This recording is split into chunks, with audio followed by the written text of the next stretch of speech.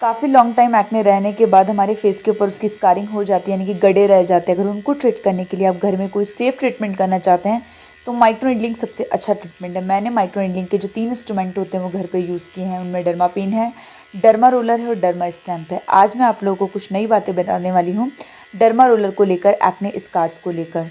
जब आपकी स्किन के अंदर एक्ने होते हैं उस कंडीशन में भी आप लोग अपने फेस के ऊपर डर्मा रोलर यानी कि माइक्रो नीडलिंग कर सकते हैं, लेकिन अपने एक्ने को अवॉइड करके। अगर आपकी स्किन में एक्ने के मार्क्स हैं उस कंडीशन में भी आप इसे कर सकते हैं।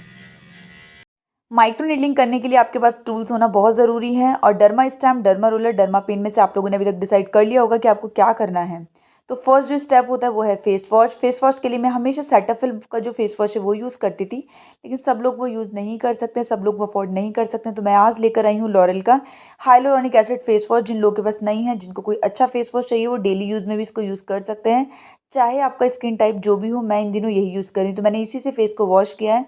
उसके बाद जो मेरा सेकंड स्टेप है, फेस को ड्राई करके मैंने यहाँ पर टॉपलैप जेल यूज़ किया है। टॉपलैप जेल में 1 mm 1.5 mm में यूज़ करती हूँ, जब मैं माइक्रोनीडिंग अपने फेस के ऊपर करती हूँ। अगर आप 0.5 mm यूज़ कर रहे हैं रिंकल्स के लिए, फाइन लाइन्स के लिए, तो आपको नीड नहीं है। 0.25 के लिए भी आपको नीड नहीं है। 0.75 से लेकर अगर आप लोग 1.5 तक यूज़ कर रहे हैं तो आप लोग को टॉपलैप की बहुत ज़्यादा नीड पड़ने वाली है, क्योंकि इसके यूज़ के बाद आप लोगों को जो हमें पंचर होता है स्किन, वो फील नहीं होता है कुछ देर के लिए। तो यहाँ पर मैं इसको 20 मिनट के लिए अपने फेस के ऊपर रहने दूंगी। उसके बाद मैं स्टार्ट करूँगी माइक्रो नीडलिंग। मैंने आज के लिए चूज़ किया डर्मा पेन। आप लोगों को तो पता ही होगा डर्मा पेन क्या है, मेरे इस पर ऑलरेडी वीडियोज़ हैं जिनके मैं लिंक डिस्क्रिप्शन में शेयर कर दूँगी। अगर आप लोग चाहें तो वहाँ जाकर वॉच कर सकते हैं।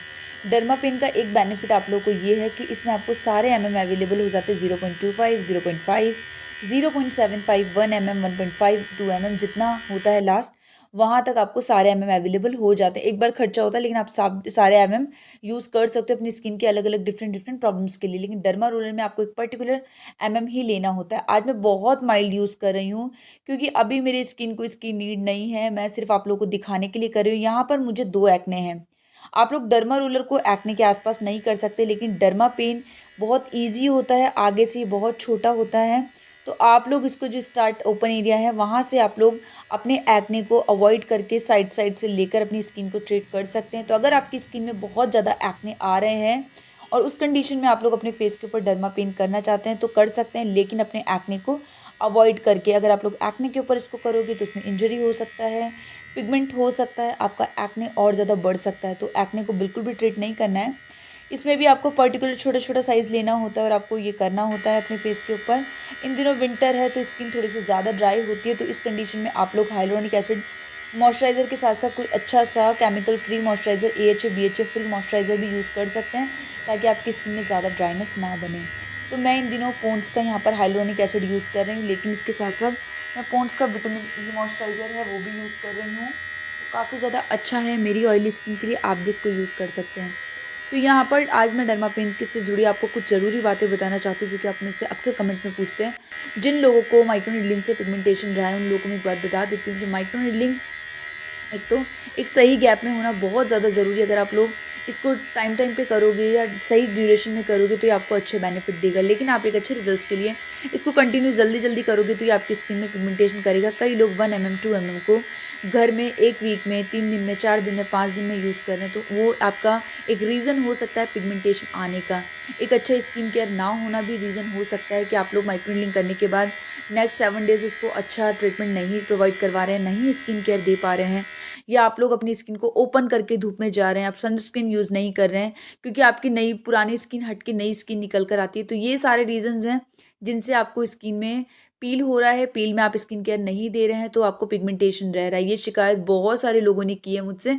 बहुत सारे लोगों को माइक्रोनीडलिंग करने के बाद बहुत अच्छे रिजल्ट्स मिले हैं। उन्होंने अपने स्कार्स में एक विजिबल डिफरेंस महसूस किया है, देखा है कि उनके स्कार्स हील होने लगे हैं।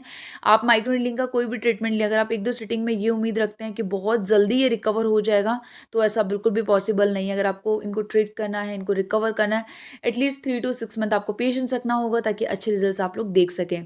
जिन लोगों को ये लगता है कि माइक्रो नीडलिंग के दौरान अगर हमें फेस से ब्लीडिंग होगी तो ही अच्छे रिजल्ट्स देखने को मिलेंगे, तो ऐसा बिल्कुल भी नहीं है। आपकी स्किन पंचर होनी चाहिए, उसमें रेडनेस होना चाहिए, सही यूज़ होना चाहिए, इतना ही काफ़ी। अगर आप लोग ब्लीडिंग करने का सोच रहे हो और अगर आप एक जगह को बहुत बार पंक्चर कर रहे हो, वहाँ पर इंजरी कर रहे हो, तो उस कंडीशन में भी आपको पिगमेंटेशन रह सकता है। तो माइक्रो नीडलिंग यानी कि डर्मा रोलिंग उसी कंडीशन में करें जब आपको उसका पूरा नॉलेज हो। अगर आपको नॉलेज ना हो तो किसी अच्छे डर्माटोलॉजिस्ट के पास जाकर आप करवा सकते हैं। घर में आपको करने का बिल्कुल भी नीड नहीं है, क्योंकि ऐसे आपको बेनिफिट्स का तो नहीं पता, लेकिन साइड इफेक्ट्स बहुत सारे देखने को मिल सकते हैं। तो यहाँ पर आज मैंने यूज़ किया था 0.75, यानी कि मैं हमेशा 1 mm या 1.5 mm करती थी, लेकिन आज मैंने बहुत माइल्ड किया है। मुझे नीड नहीं थी, सिर्फ आप लोगों को इन दिनों था कि डर्मापेन का काफ़ी लॉन्ग टाइम हो गया मैं वीडियो नहीं लेकर आ रही हूँ, इसलिए मैं ये वीडियो लेकर आई हूँ। साथ में मैं डर्मापेन का एक वीडियो लेकर आने वाली हूँ जिसमें मैं इसके सारे आपको अपने पूरे फेस के अलग अलग प्रॉब्लम्स के ऊपर यूज़ करके दिखाऊंगी। जिन लोगों के आइज़ के यहाँ पर फाइन लाइन्स है, रिंकल्स हैं, या जिन लोगों का अनइवन टेक्सचर है, इससे टेक्सचर भी बहुत हद तक आप अपना इंप्रूव कर सकते हैं। तो वो सारी, जैसे कि मैं अभी आपको नोज के साइड एरिया में करके दिखा रही हूँ, लिप्स के एरिया में करके दिखा रही हूँ, तो ये मैं एक डिटेल वीडियो लेकर आऊंगी जिसमें मैं सारे अलग अलग तरीके से यूज़ करके पूरे फेस के ऊपर, नोज पे, आइज के नीचे, आईब्रोज के ऊपर, फॉरहेड पे, लिप्स के अराउंड में, ताकि आप लोग आइडिया लगा सकें कि हम अपनी स्किन के और प्रॉब्लम्स पे डर्मापेन का कैसे बेनिफिट ले सकते हैं, या इसके अलग को किस तरीके से यूज़ कर सकते हैं। तो मेरे इस चिक्स के ऊपर भी एक दो एक्ने थे, तो यहाँ पर भी मैंने पूरी तरीके से अपने एक्ने को अवॉइड कर ही करा है। मेरा यहाँ पर जो स्पीड रहता है डर्मापेन का, वो 3rd स्पीड रहता है, यानी कि रेड पे रहता है ये। तो जो लोग डर्मापेन यूज़ करते हो, सही स्पीड चूज़ करना चाहते हो, तो आप इसको रेड पे सेट कर यूज़ कर सकते हैं। तो ये मेरा दोनों चिक्स डन हो चुका है यहाँ पर, यानी कि माइक्रो नीडलिंग मेरी कंप्लीट हो चुकी है।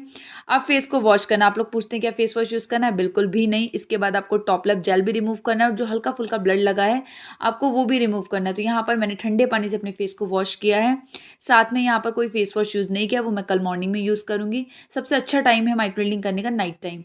यहाँ पर मैं टैप टैप करके क्लीन टाउल से अपने फेस को ड्राई कर रही हूँ। तो आप लोगों को भी टैप टैप ही करना है, इसको स्प्रेड बिल्कुल भी नहीं करना है अपने फेस के ऊपर, वरना आपको थोड़ा सा प्रॉब्लम हो सकता है, आपकी स्किन भी छिल सकती है। तो यहाँ पर टैप टैप करके मैंने अपने फेस को अच्छे से ड्राई कर लिया है। फिर मैं यूज़ करूँगी यहाँ पर पॉन्ड्स का हाइलुरोनिक एसिड। क्यों? हमेशा तो आप विटामिन सी यूज़ करती थी, लेकिन बहुत सारे लोग हैं जिनको टॉलरेट नहीं होता है। तो आज आप विटामिन सी अवॉइड करिए, कल नेक्स्ट डे मॉर्निंग से आप विटामिन सी बिल्कुल यूज़ कर सकते हैं। और 2 दिन बाद से आप टाजरोटिन यूज़ करते हैं, फिर ट्राइटिनोन यूज़ करते हैं, वो भी स्टार्ट कर सकते हैं। कोई और सीरम अगर आप लोग यूज़ करते हैं तो वो भी आप स्टार्ट कर सकते हैं। अभी के लिए कुछ माइल्ड था, तो हाइलुरोनिक एसिड जो भी स्किन टाइप हो आप यूज़ कर सकते हैं। जिन लोगों को ज़्यादा इरिटेशन होता है वो भी इसका मॉइस्चराइजर यूज़ कर सकते हैं। ये 2 से 3 मिनट आपको हल्का सा सेंसेशन बर्निंग फील कराएगा, अगर आप ज़्यादा यूज़ कर रहे तो। उसके बाद आपकी स्किन नॉर्मल हो जाएगी। उम्मीद है आपको ये वीडियो पसंद आया हो।